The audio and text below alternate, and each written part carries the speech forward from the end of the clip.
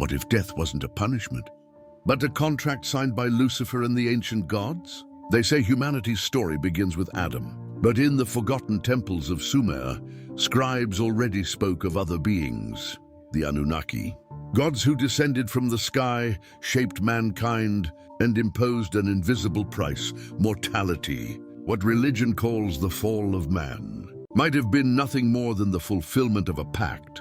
Why does the Bible remain silent about the Sumerian gods when they were worshipped millennia before Moses? Why does the word death appear as the consequence of sin, if it was already carved into human destiny? The Sumerian texts speak of Enki, the bearer of knowledge, and Enlil, the lord of law. But there is something unsettling. In some tablets, Enki is described as the bringer of light. And here rises the forbidden question: could Lucifer be more than a Christian figure? Could he be the hidden shadow of a Sumerian god, rewritten by faith? What if the light he brought wasn't spiritual but genetic? What if the forbidden fruit wasn't an apple, but the mingled blood of gods and men? Then death is not just a consequence, but an inheritance. What if evil wasn't an accident, but a legacy left behind by those who created us? That question echoes through the lines of clay tablets thousands of years old. Because between the stories of Eden and the Sumerian records, the same pattern emerges: an entity offering knowledge against the will of a higher power. What religion calls rebellion might have been nothing more than the defense of humanity, but the price: mortality. The soul as property, the body as a prison. If the Anunnaki gave us the body, and Lucifer offered us consciousness, then who delivered us to death? The silence of Scripture is deafening. Yet in the apocryphal texts a clue appears. Death was not created by God. It was handed to mankind by intermediary hands. Hands erased from the Bible, hands that belonged to a forbidden council of entities. What if death wasn't natural but programmed as part of an ancient deal? In the shadow of this revelation, a secret alliance takes shape: Anunnaki and Lucifer, not enemies, not opposites, but accomplices in building an invisible system that still governs us today. And what if every funeral, every tear, every silent grave was nothing more than the echo of an ancient contract, still in effect? At the heart of that contract, a figure emerges, guardian of the passage between worlds. Not an angel, not a god, but death itself embodied. Who is she? And why was she erased from the memory of humankind? What do you think about this? Share your thoughts in the comments. What if death had a creator, and that creator wasn't God? The biblical narrative presents death as the consequence of sin. But in the Sumerian texts, death appears not as punishment, but as a planned decree. The tablets of Nippur and Eridu describe something disturbing. After shaping mankind from clay mixed with divine blood, the Anunnaki realized a flaw.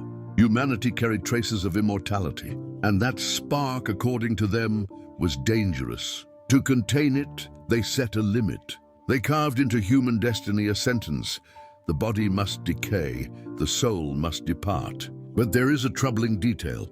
In some versions, the one who pleads against this decree is not God, but a luminous entity, sometimes called the rebel of heaven. Why do the Sumerian traditions speak of Enki, who protects mankind by offering secret wisdom? And why, millennia later, does Christianity portray Lucifer as the one who dared to give humanity the fruit of knowledge? It doesn't seem like coincidence. It seems like the same figure, rewritten under different masks. What if Lucifer and Enki are two faces of the same rebellion against programmed death? The story grows darker when we examine the apocryphal texts, such as the Book of Enoch. There, the fallen angels descend to earth and teach men forbidden secrets: science, magic, weapons, astrology. But in some versions, these angels did not fall by accident. They were sent with a purpose: to watch, to limit, and to ensure that mankind would never again reach the gift of eternity.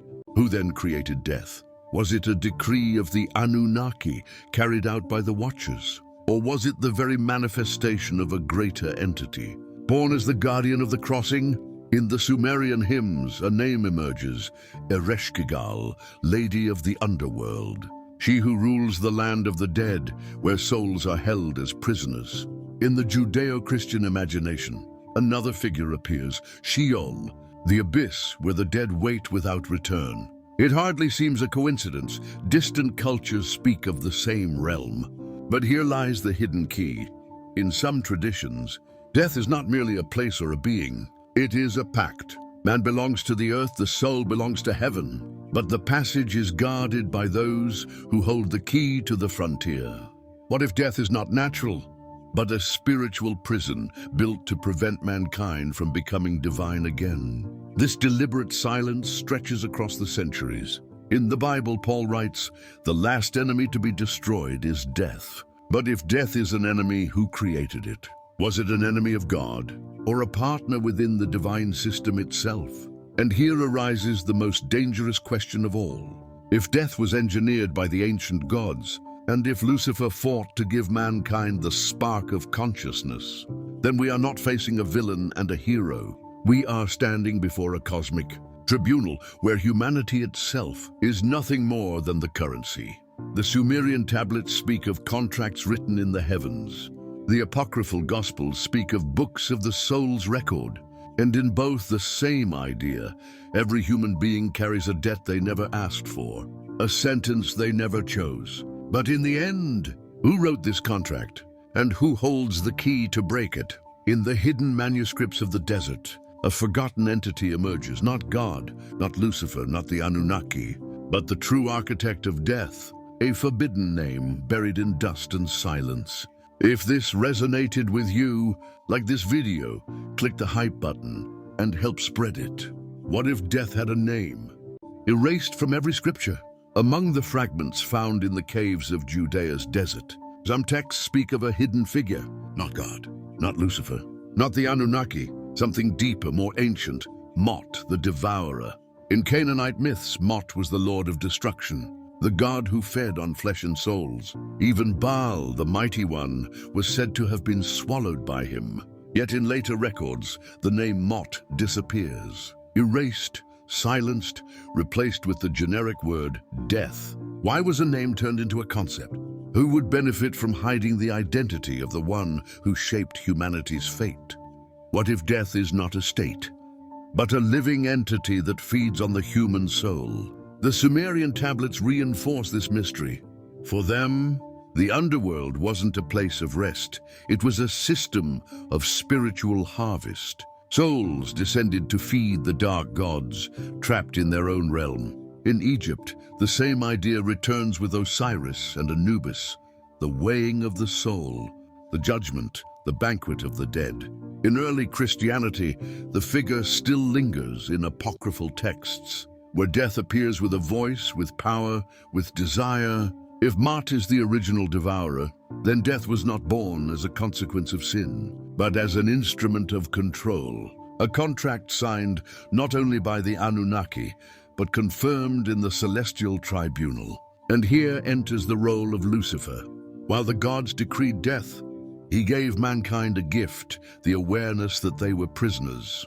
He did not free them, but he gave them sight. And that sight became dangerous. Could this be why Lucifer was cast as the enemy? Because he saw and revealed the gears of the prison? The occult traditions suggest that humanity is nourishment, not of flesh, not of blood, but of vital energy. Every life, every suffering, every tear, a tribute paid to the Lord of Death. If the ancient gods created the body and chained the soul, Mot became the collector, the one who demands payment, generation after generation. But there is a fracture in this system. In the apocryphal apocalypse of Elijah, hidden for centuries, a promise is revealed. One day, death itself will be put on trial, not destroyed by God, but betrayed by one who serves it today. Who would this traitor be? An angel, a god, or perhaps Lucifer himself, playing a role we still don't understand? What if Lucifer is not the enemy of life, but the enemy of death? If death is an entity, a hidden devourer, then we must ask, where is it now? The ancients said Mot never vanished. He only hid, waiting for the final feast. Subscribe. What comes next is even darker. What if humanity never truly lived, but only waited for its judgment? The Sumerian traditions speak of celestial assemblies, gatherings of the gods, where decisions about mankind were made. In the Enuma Elish, every decree was inscribed on the tablets of destiny. They contained not only laws but sentences, and the greatest of them was clear: man must die. Yet there are hints this decree was not unanimous. Some of the Anunnaki argued that mankind should serve as eternal slaves, immortal, forever useful. Others, more fearful, claimed that immortality would make us far too dangerous. In the middle of this conflict, a third force appeared, death personified, Mati. He was neither creator nor destroyer, but the judge of the contract.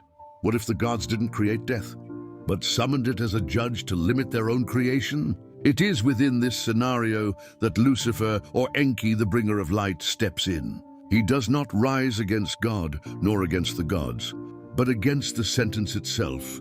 He sees that humanity was not condemned out of justice, but out of fear. And he dares to challenge the tribunal, giving mankind the awareness of its own prison. In Judeo-Christian tradition, this was rewritten as the fall of the angel. But through the Sumerian lens, it is not a fall, it is conscious rebellion against a cosmic decree. The tribunal, however, never disappeared. Across different cultures, it reappears. In Egypt, as the weighing of souls on Osiris's scales. In Greece, as the three judges of Hades. In Christianity, as the final judgment. It is always the same story, an invisible court deciding the fate of the human soul.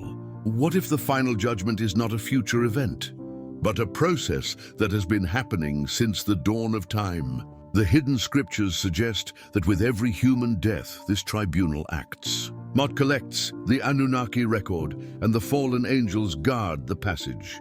But Lucifer's role is different, to offer escape routes, hidden codes, cracks within the system, symbols that reveal the mechanism to the awakened soul. That is why he became the declared enemy of official religion. Not because he destroys life, but because he threatens the order of death. If this is true, everything changes. The original sin would not be disobedience, but the first attempt at liberation. And the tree of Eden would not be a curse, but a key. But there is something even darker. Some texts claim this tribunal does not act alone, that above it lies an even more secret authority, a council of darkness that never appeared in the official myths. Those who created the very entity we call death. But what if we discovered that even the gods are prisoners?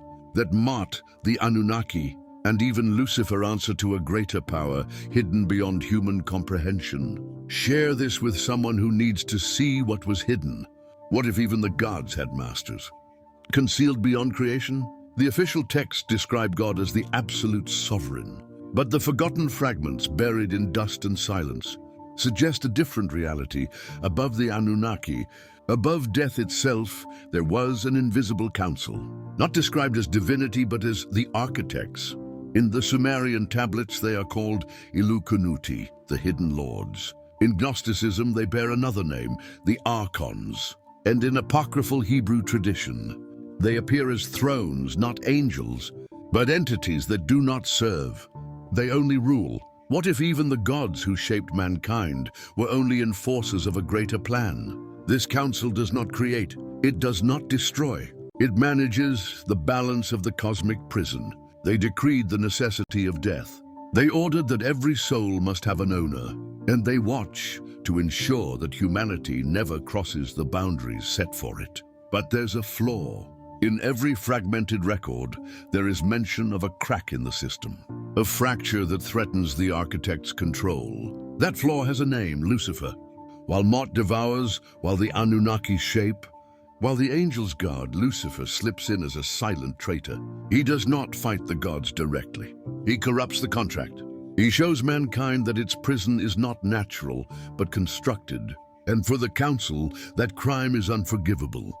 That is why his image was twisted, from light-bearer to prince of darkness, from protector to accuser, from ally to enemy, the greatest spiritual smear campaign in history. Could the real reason for Lucifer's fall be that he exposed the council that rules even the gods? The ancient Gnostics believed so. To them, the official God of the Bible was not the true creator, but a masked archon, an administrator of the prison. And Christ, like Lucifer before him, came to tear the veil of illusion, not to save us from sin, but from the invisible prison of death. If this vision is true, then every religion we know is nothing but theater. Curtains, scripts performed so mankind accepts its sentence without ever questioning the hidden judges. But one burning question remains. If even the gods obey the council, and if Lucifer dared to betray them, what stops the architects from destroying him? Gnostic texts suggest that Lucifer cannot be destroyed because he guards the key to something greater, the very origin of the human soul. And what if the soul belongs neither to God, nor to the Anunnaki, nor to death, but to a source far older and forbidden? Have you ever wondered about this? Share your vision in the comments. What if your soul didn't belong to God, nor to the gods, but to something even older? The Dark Council believed they had sealed every breach. The body belonged to the earth, death belonged to Mot, and consciousness was guarded by the Anunnaki and the angels. But there was one thing they never foresaw, the origin of the human soul. In the Sumerian hymns, there is talk of a spark stolen from a distant heaven. In the Egyptian papyri, the Ka emerges, the divine breath that cannot be destroyed. And in the Gnostic texts, a dangerous revelation. The human soul does not belong to the demiurge, nor to the archons, nor even to Yahweh. It comes from a greater source, unknown even to the gods. Could humanity carry within itself something that even its creators cannot control? According to the Nag Hammadi manuscripts, the soul is a captive spark, yet incorruptible, a fragment of the primordial light older than every hierarchy. And this is why the gods fear mankind, because within us burns something that does not answer to the cosmic tribunal. Here the role of Lucifer takes on another shape, not only the rebel, not only the light bearer, but the awakener of the spark, the one who whispers to the soul, "You do not belong to them. You are older than all your jailers." That is why he was condemned, not because he brought evil, but because he reminded mankind of its true power. A power that threatens the very structure of the prison.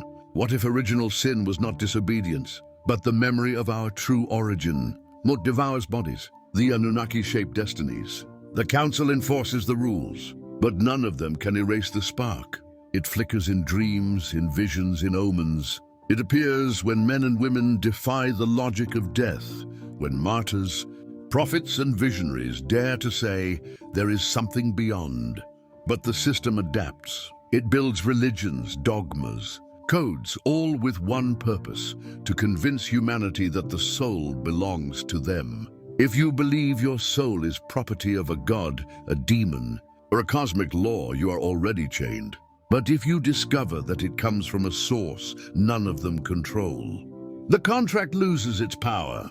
This is the true war, not between heaven and hell, not between angels and demons, but between forgetting and remembering.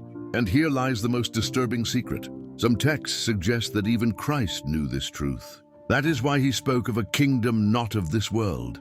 That is why his words were censored, altered, distorted, because they pointed to the same truth as Lucifer. The human soul is free by nature. But if the soul does not belong to them, then the inevitable question arises, who does it belong to? The Gnostics speak of a source, the Sumerians of a throne of light, and some apocryphal texts describe a name so forbidden. It was never allowed to be spoken. Like this, if even a part of this made you uncomfortable, what if there was a secret name? So powerful that even the angels fear to speak it? From the discovery that the soul does not belong to God, nor to the Anunnaki, nor even to Lucifer, the inevitable question arises, who does it belong to?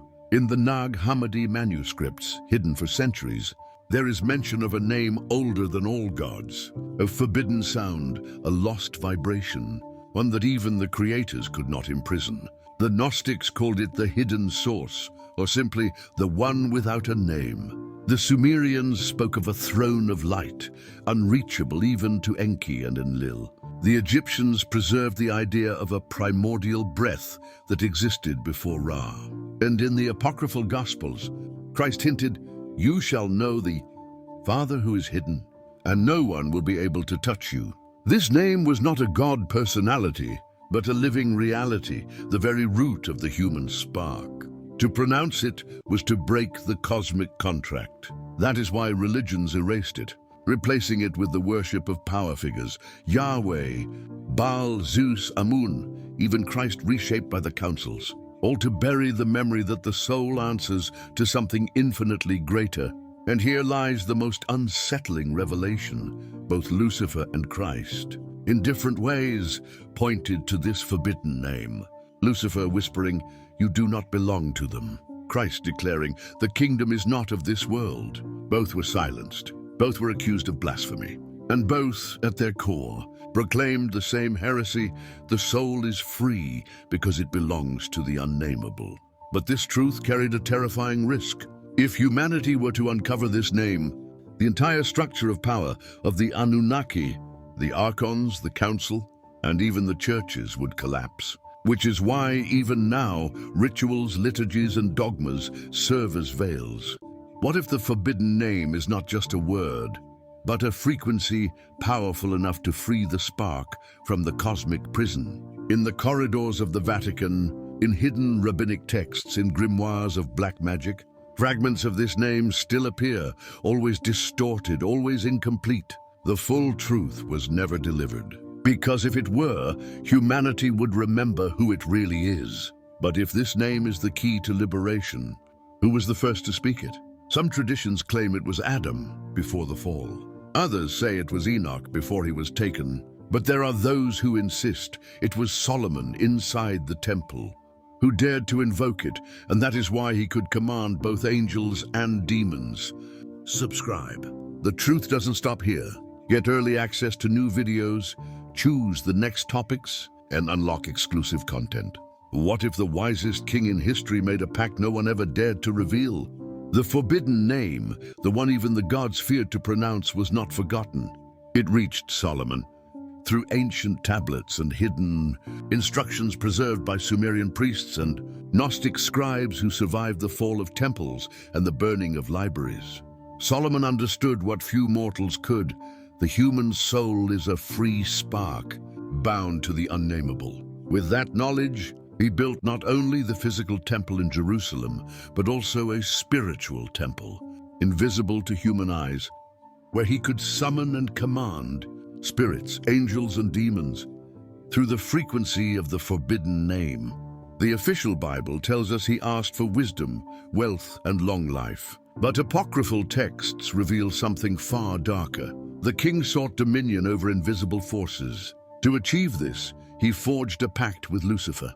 Not one of submission, but of strategic alignment. Lucifer was not just a mentor, but the one who opened the gate to the power hidden within the unspoken name. The temple became a convergence point between worlds, physical and spiritual, mortal and immortal, divine and forbidden. Every ritual, every offering, every coded gesture in the secret writings reinforced the contract linking Solomon's bloodline to Lucifer and to the name that even the gods feared. But this pact carried consequences. Solomon's lineage was not purely human. The blood in their veins carried the frequency of the forbidden name, and with it, the ability to influence not only people, but spirits themselves. That is why his descendants were treated as chosen, guardians of secrets powerful enough to topple empires. What if the entire history of monarchy, religion, and even occult magic is tied to this hidden thread, linking a king, a fallen angel, and the human soul itself? Yet the pact was dangerous. Lucifer offered power, but warned that the soul's freedom was unpredictable. Any attempt at absolute control could end in disaster. And indeed, hidden records suggest that across the centuries, Solomon's bloodline suffered unexplained tragedies, assassinations, revolutions, betrayals whenever someone tried to wield the forbidden name without reverence for its true origin. The most unsettling part is this: the knowledge never vanished. Fragments survived in secret grimoires, in forgotten liturgies, and in manuscripts locked inside the Vatican, waiting for those bold enough to uncover the link between Solomon, Lucifer, and the name that cannot be fully spoken.